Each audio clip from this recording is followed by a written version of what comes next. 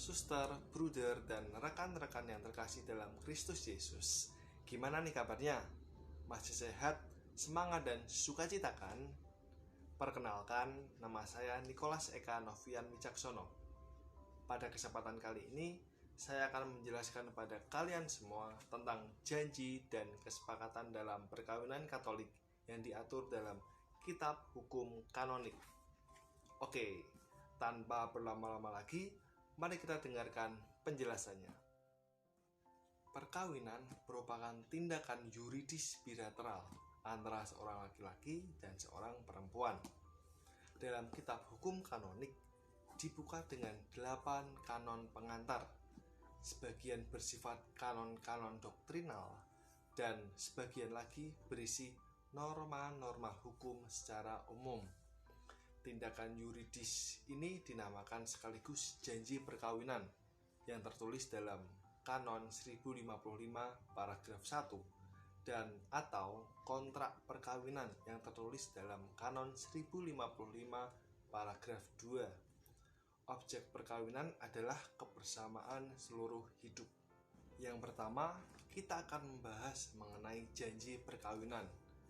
Dalam Kitab Hukum Kanonik, janji perkawinan tertulis dalam Kanon 1062, paragraf 1 dan paragraf 2. Paragraf 1 berbunyi, janji untuk menikah baik satu pihak maupun dua pihak yang disebut pertunangan diatur menurut hukum partikular yang ditetapkan konferensi para uskup dengan mempertimbangkan kebiasaan serta undang-undang sipil bila itu ada. Paragraf 2, dari janji untuk menikah tidak timbul hak pengaduan untuk menuntut perayaan perkawinan, tetapi ada hak pengaduan untuk menuntut ganti rugi bila itu ada. Dari Kanon 1062 kita dapat menyimpulkan beberapa prinsip.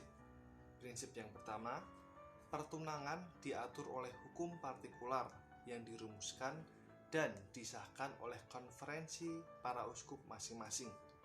Prinsip yang kedua, pertunangan tidak dituntut demi sahnya perkawinan, walaupun berguna bagi langkah awal menuju perkawinan. Perlu kita pahami bersama bahwa dari pertunangan ini terdapat beberapa konsekuensi. Yang pertama, tidak ada hak untuk menuntut dilaksanakannya perkawinan. Motivasi perkawinan itu harus melindungi hak untuk menikah secara bebas. Yang kedua, dapat dituntut ganti rugi oleh pihak yang merasa dirugikan jika pertunangan itu diputuskan. Yang kedua, kita akan membahas mengenai kesepakatan perkawinan atau yang biasa disebut konsensus matrimonialis. Dalam kesepakatan perkawinan terdapat 2 prinsip. Yang pertama, konsensus matrimonium facit atau kesepakatan membuat perkawinan itu legitim yang diatur dalam Kanon 1057 paragraf 1 dan kesepakatan atau konsensus hanya akan membentuk perkawinan kalau memiliki 3 sifat berikut. Yang pertama, sungguh-sungguh atau konsensus verus Kanon 1101 paragraf 1, penuh konsensus plenus Kanon 1101 paragraf 2 dan bebas atau konsensus liber Kanon 1103. Berdasarkan 2 prinsip di atas, terdapat konsekuensi perkawinan itu tidak sah bila yang pertama, tidak ada konsensus. Misalnya, nikah siri, nikah kampung, nikah adat, dan lain sebagainya. Dan yang kedua, ada cacat konsensus atau biasa yang disebut dengan defectus konsensus, yakni tidak terpenuhinya ketiga sifat konsensus di atas. Ini terjadi karena yang pertama, ketidakmampuan mengucapkan konsensus diatur dalam Kanon 1095, dan yang kedua, kekeliruan atau penipuan, dan yang ketiga, simulasio. Untuk lebih jelasnya, mari kita dengarkan penjelasan berikut ini. Dalam Kanon 1095 dituliskan sebagai berikut. Pada nomor 1 kanon tersebut dituliskan atau dimaksudkan bahwa Ketidakmampuan untuk menggunakan akal budi secukupnya membuat seseorang tidak mungkin mampu menikah dengan sah. Maksudnya bahwa orang tidak akan dapat menikah dengan sah jika dirinya tidak mampu memahami pernyataan sebagai suatu sikap yang akan diambil di mana tertuang dalam rumusan janji perkawinan. Contohnya, orang yang dalam gangguan jiwa yang tidak bisa disembuhkan, penyakit amnesia, psikopat, insonitas, orang yang dalam pengaruh alkohol atau narkoba, ataupun orang-orang yang tertidur dan epilepsi. Yang kedua, maksudnya adalah bahwa ketidakmampuan untuk menegaskan penilaian mengenai hak dan kewajiban hakiki perkawinan akan menghalangi seseorang untuk menikah secara sah. Misalnya, orang yang memiliki ketidakteraturan mental. Hakiki perkawinan sendiri adalah bahwa pemahaman mengenai kesatuan atau kesetiaan, kesejahteraan, kebersamaan atau monogami, dan keturunan atau prokreasi terbuka pada keturunan. Dan maksud dari nomor 3 adalah ketidakmampuan untuk mengemban hak dan kewajiban hakiki perkawinan ketika seseorang tidak mampu melaksanakan kebersamaan seluruh hidup karena alasan psikis. Misalnya, orang itu memiliki kebiasaan seksual yang tidak lazim, misalnya hiperseks, homoseksual, lesbian, ataupun orang-orang yang dalam pengaruh alkohol berat, psikofrenia, sadistis, masokis maupun sadomasokis. Selanjutnya, Kanon 1096 tertulis demikian. Dalam kanon ini memiliki maksud bahwa yang pertama, perkawinan merupakan suatu persekutuan hidup seorang laki-laki dan seorang perempuan, konsorsium totius vitae. Dan yang kedua, persekutuan hidup ini berciri unitas dan indisolubilitas. Dan yang ketiga, persekutuan hidup ini terarah pada prokreasi dan edukasi. Yang keempat, keturunan diperoleh melalui kerjasama seksual suami dan istri. Ada kemauan, kesadaran, dan kebebasan. Dan yang ketiga, pengetahuan minimal itu diandaikan setelah usai pubertas. Selanjutnya, Kanon 1097 berbunyi demikian. Dalam kanon ini, maksudnya adalah yang pertama, kekeliruan mengenai diri calon menggagalkan perkawinan. Kesepakatan nikah selalu dilakukan dengan orang tertentu, bukan dengan sembarang orang. Yang kedua, kekeliruan mengenai sifat dibedakan menjadi dua. Yang pertama, sifat pada umumnya, kaya, pandai, penuh perhatian, tidak membatalkan perkawinan karena hanya merupakan objek aksidental. Sedangkan objek pokoknya tetap bertahan, yakni bahwa mau menikah dengan pribadi tertentu. Misalnya, Andi ingin menikah dengan perempuan yang memiliki bibit, bobot, dan bebet yang sesuai dengan kriterianya. Dua, sifat yang merupakan tujuan langsung dan utama. Misalnya ingin menikah dengan seorang gadis atau perawan, ataupun seorang perjaka tulen. Kanon 1098 tertulis demikian. Maksud dari kanon ini adalah bahwa adanya unsur penipuan yang meliputi satu, ada unsur penipuan atau muslihat, yakni bahwa orang secara sadar dan sengaja mengatakan suatu sifat yang tidak benar tentang dirinya. Misalnya, tidak bisa punya anak karena sudah pengangkatan rahim, tapi berkata pada calonnya masih atau bisa punya anak. Yang kedua, penipuan dilakukan dengan tujuan untuk memperoleh kesepakatan nikah dari calon pasangannya. Yang ketiga, penipuan hanya mengenai sifat diri dari salah satu pasangan saja. Dan yang keempat, penipuan sifat dapat sangat mengacaukan kehidupan bersama. Misalnya, orang itu sudah memiliki penyakit menular, misalnya AIDS.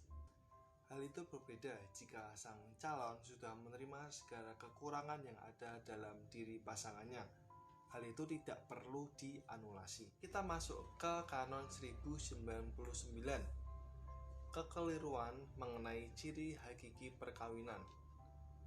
Berbicara tentang kekeliruan hukum atau error juris, pemahaman atau pengertian yang keliru mengenai sifat-sifat hakiki perkawinan dan sakramentalitas perkawinan. Prinsipnya, kekeliruan biasa atau error simplex mengenai ciri hakiki tidak menggagalkan perkawinan. Kekecualiannya, kekeliruan yang menentukan keputusan untuk menikah atau error qualificatus menggagalkan perkawinan. Misalnya, orang Katolik menikah dengan orang Muslim dengan keyakinan dan harapan bisa menikah secara poligami atau diceraikan.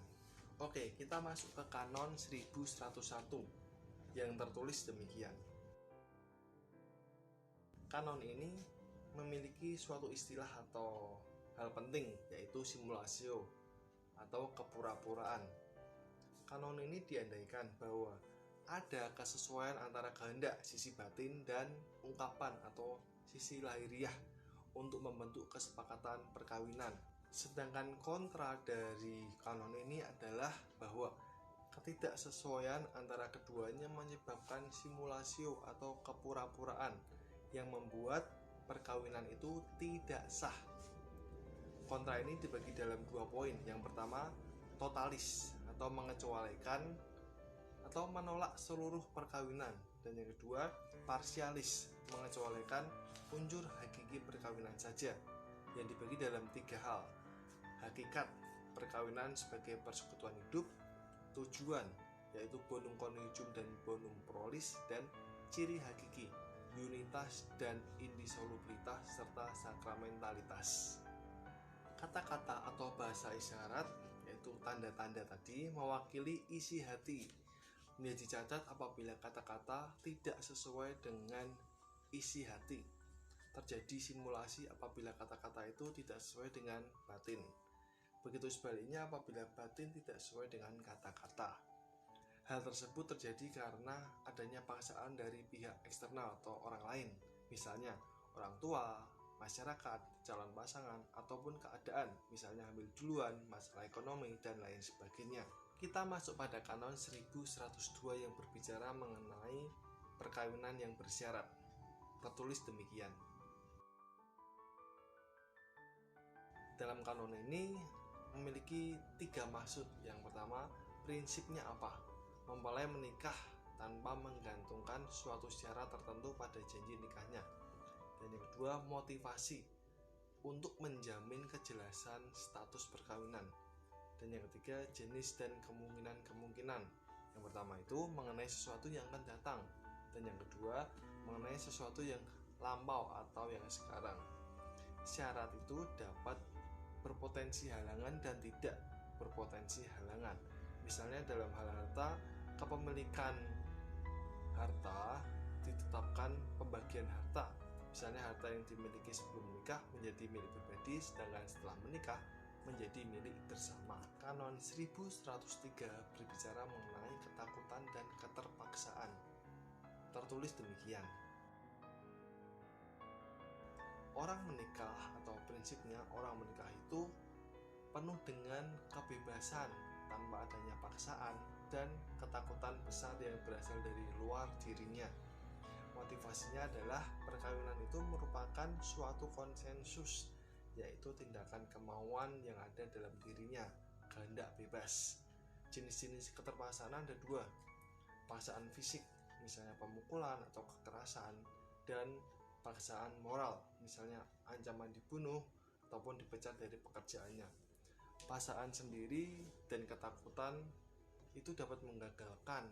Yang pertama itu bersifat berat atau besar, serius meskipun relatif, dan berasal dari luar dirinya meskipun tanpa disengaja.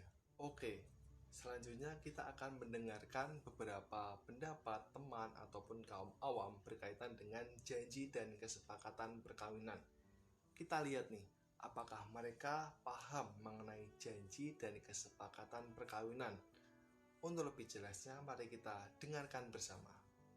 Ya, halo. Jadi kalau menurut saya janji dan kesepakatan nikah itu suci, karena ya dari yang saya dengar itu apa yang sudah dipersatukan Tuhan kan tidak boleh diceraikan manusia. Jadi kita sendiri yang memilih, kita sendiri yang berjanji, yaitu tanggung jawab kita untuk setia pada pasangan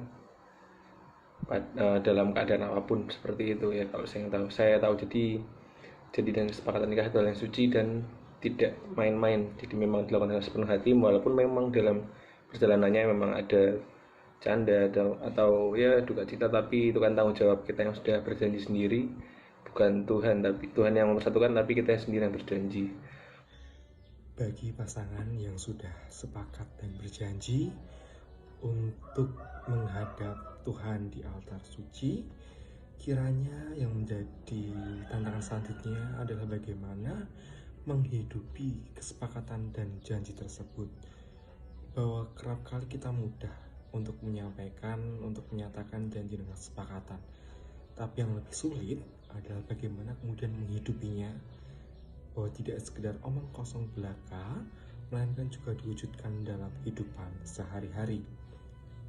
Dan apa yang sudah disampaikan dalam janji perkawinan untuk setia setiap mati dalam untung dan malam, waktu sehat dan sakit, kiranya dihayati dalam hidup sehari-hari.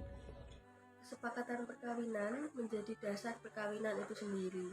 Menurut saya, kesepakatan perkawinan adalah kesepakatan yang dibuat antara seorang laki-laki dan seorang perempuan yang umumnya diucapkan di hadapan imam dan 2 orang saksi.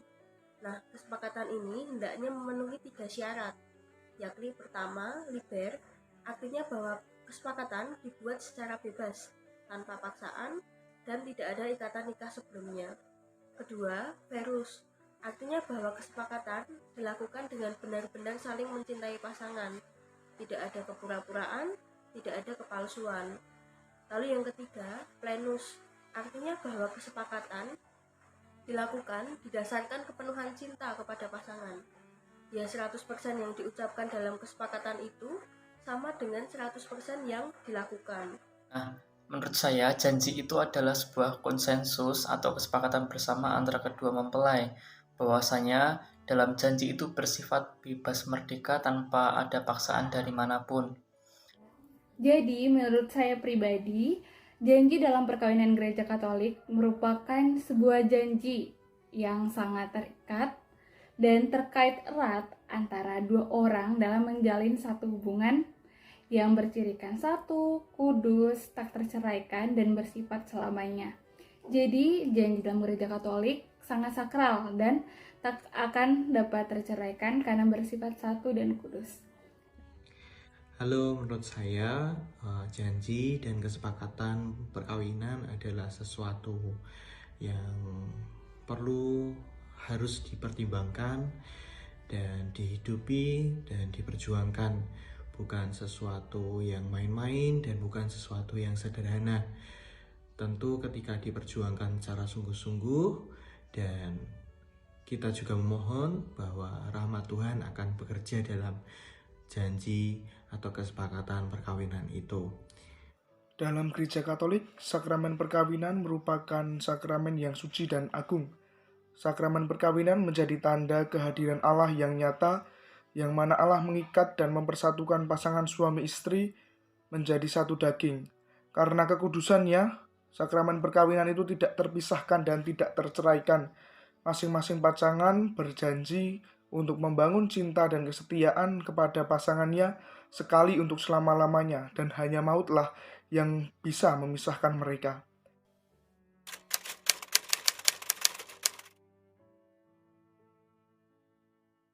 Dan bagi teman-teman muda, pesan yang dapat disampaikan ketika dalam perjalanan mencari pasangan hidup, tentu jangan meninggalkan cinta Tuhan hanya untuk cinta manusia.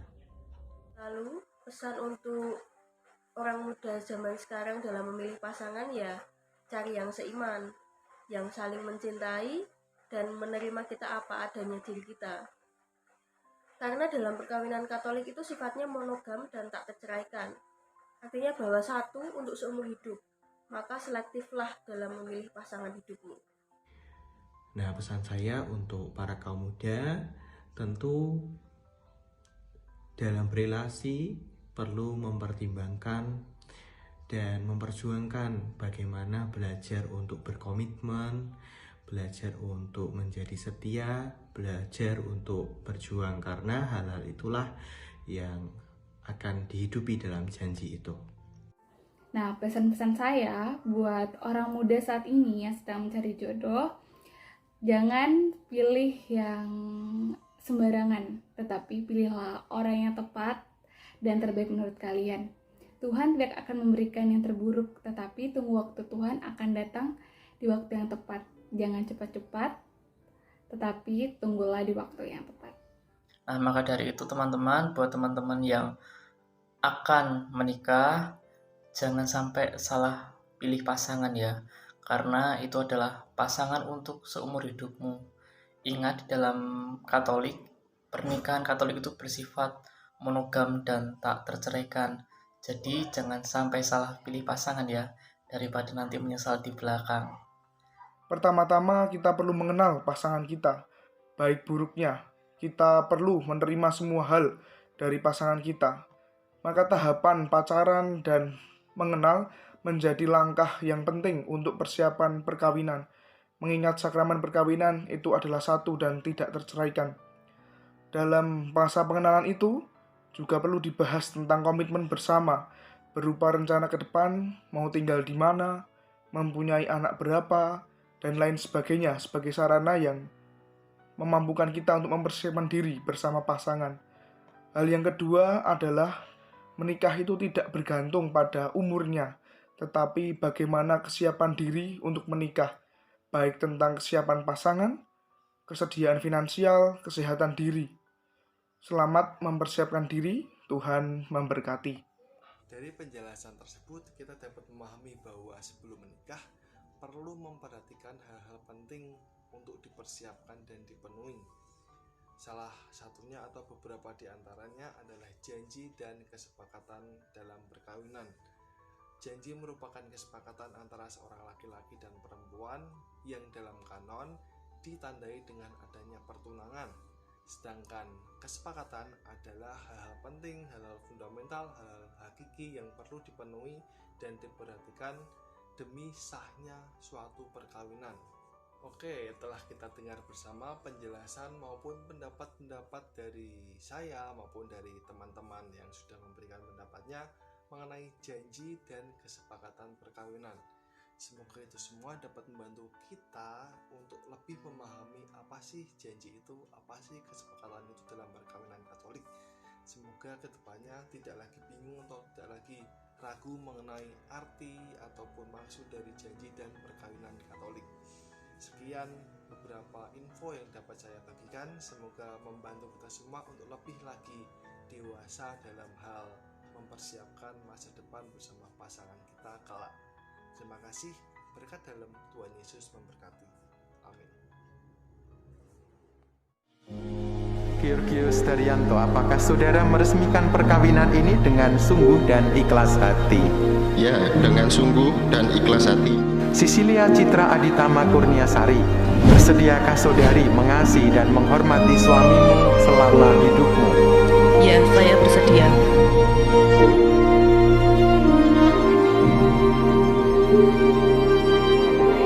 Saya, Georgius Daryanto, memilih engkau Sisilia Citra Aditama menjadi istri saya. Saya berjanji setia kepadamu dalam untung dan malang, di waktu sehat dan sakit. Saya mau mengasihi dan menghormati sepanjang hidup saya. Saya Sisilia Citra Aditama Kurniasari memilih engkau Georgius Daryanto menjadi suami saya. Saya berjanji setia kepadamu dalam untung dan malang, di saat sehat dan sakit. Saya mau mengasihi dan menghormatimu sepanjang hidup saya.